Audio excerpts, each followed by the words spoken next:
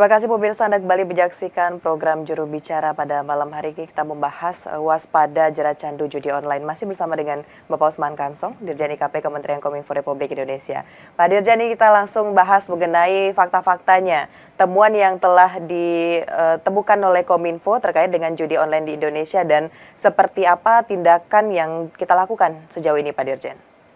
Ya, jadi tugas Kominfo ataupun fungsi Kominfo dalam hal ini adalah sebetulnya adalah mengawasi ruang digital, mengawasi ruang digital agar bersih dari konten-konten negatif. Dan judi online masuk kategori konten negatif yang harus kita singkirkan dari ruang digital kita supaya ruang digital kita sehat begitu. Dan dalam melakukan bersih-bersih tadi konten negatif dari ruang digital atau dari media sosial, dari internet, dari dunia maya, maka kita melakukan take down.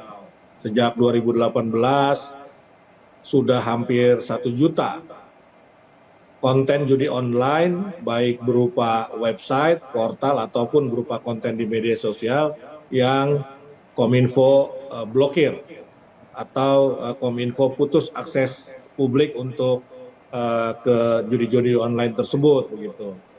Nah, kemudian juga Kominfo dalam hal ini bekerja sama dengan penegak hukum lain, ya aparat kepolisian, terutama kalau sudah berurusan dengan pelaku, apakah itu pemain dan korbannya, kan tadi seperti Mona sampaikan betul sekali bahwa pelaku adalah korban sekaligus kalau dalam kasus judi online. Dan orang itu urusannya Polri, pelakunya, pemainnya, bandarnya, atau artis yang mempromosikannya itu menjadi urusannya Polri. Sementara Kominfo urusannya konten. Tetapi ada kerjasama antara Polri dengan Kominfo. Bahkan Kominfo juga bekerja sama dengan PPATK. Ya, PPATK ini untuk apa? Untuk mendeteksi rekening. Jadi judi online ini ya tidak langsung transaksinya melalui rekening penampung misalnya. Itu kalau kita mau ikutan misalnya kita harus transfer ke rekening tersebut. Dan kalau kita menang begitu kan, kita juga bisa menarik dari rekening tersebut atau dikirimi dari rekening tersebut ke rekening kita. Nah, ini diidentifikasi oleh PPATK dan PPATK bisa saja meminta bank untuk memblokir rekening tersebut, ya apakah untuk kepentingan barang bukti atau kepentingan untuk mengurangi akses publik terjerat judi online begitu. Kalau tidak tahu rekening penampungnya kan, atau rekening penampungnya diblokir begitu, itu kan tidak bisa bertransaksi. Nah, itu yang dilakukan oleh Kominfo. Selain itu Kominfo pun melakukan literasi digital. Ya, literasi digital itu ada materi yang namanya digital safety. Nah, dalam materi digital safety ini kita sampaikan ada undang-undang yang harus kita taati ketika kita berinteraksi di media sosial, termasuk misalnya undang-undang ataupun peraturan yang melarang perjudian. Jadi kita ajak masyarakat peserta literasi digital itu agar berhati-hati dalam menggunakan media sosial, jangan sampai ada tuntutan hukum di belakang hari. Ya, kalau kita misalnya terlibat dalam judi online, kita bisa kena hukuman begitu. Selain dihukum, uang kita pun biasanya melayang. Nah, kita edukasi itu ke masyarakat. Ini tujuannya adalah untuk mencegah, jangan sampai orang terlibat judi. Jadi sifatnya preventif ini literasi digital. Dan dalam hal ini kami pun mengajak ya masyarakat, orang tua, tokoh agama, tokoh masyarakat untuk mengedukasi masyarakat agar tidak terjerat judi online, termasuk juga media. Kita sampaikan bahwa ya tidak ada orang yang kaya karena judi begitu, yang ada mungkin jatuh miskin kalau sudah terjerat judi. Ada juga yang kemudian terjerat pinjaman online ilegal itu begitu kan, karena dia sudah kehabisan uang maka dia meminjam ya sayangnya meminjamnya di pinjaman online ilegal. Nah, ini jadi ada efek domino yang luar biasa kalau kita kecanduan judi online. Nah, ini yang dilakukan oleh Kominfo. Jadi Kominfo itu melakukan dari hulu, tengah sampai hilir. Di hulu edukasi yang sifatnya preventif. Di tengah melakukan pemantauan dan take down konten-konten judi online. Di hilir kita bekerja sama dengan aparat penegak hukum, apakah itu Polri ataukah PPATK. Ya, baik. Berarti Kominfo untuk memberantas judi online ini tidak bekerja sendiri, Pak ya, seperti yang Mbak Dirjen sampaikan tadi dengan Polri dan juga PPATK. Seperti yang kita ketahui, PPATK memang sangat serius sekali, tidak main-main untuk memberantas judi online, bahkan melakukan hubungan kerjasama juga dengan negara-negara di kawasan ASEAN tentunya.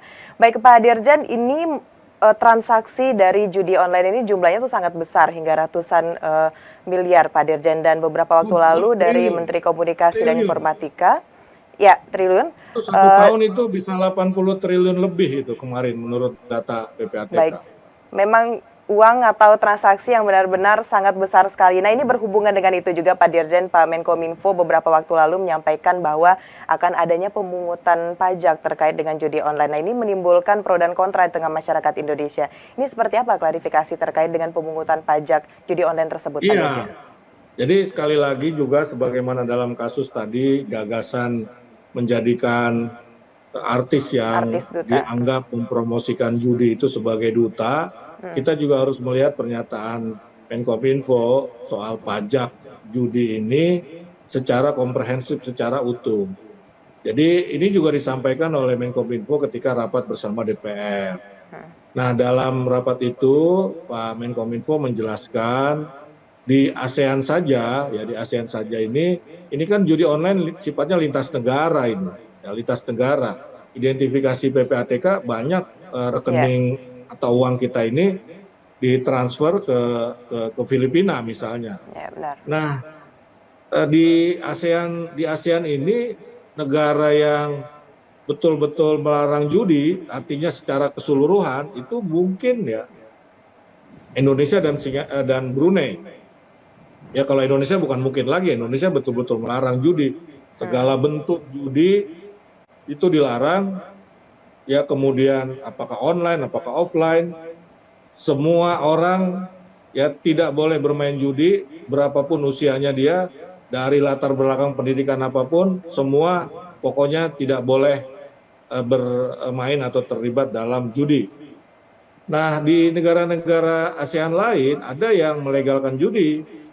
Ada juga yang melegalkan secara parsial, misalnya dengan membuat kebijakan boleh berjudi di tempat-tempat tertentu, ya asalkan dan juga pemainnya atau yang ikut dalam judi itu terseleksi. Misalnya di Malaysia, Genting Highland misalnya. Genting Highland itu boleh berjudi dan orang yang berjudi itu dilihat identitasnya, apakah dia warga negara Malaysia. Kalau warga negara Malaysia tidak boleh.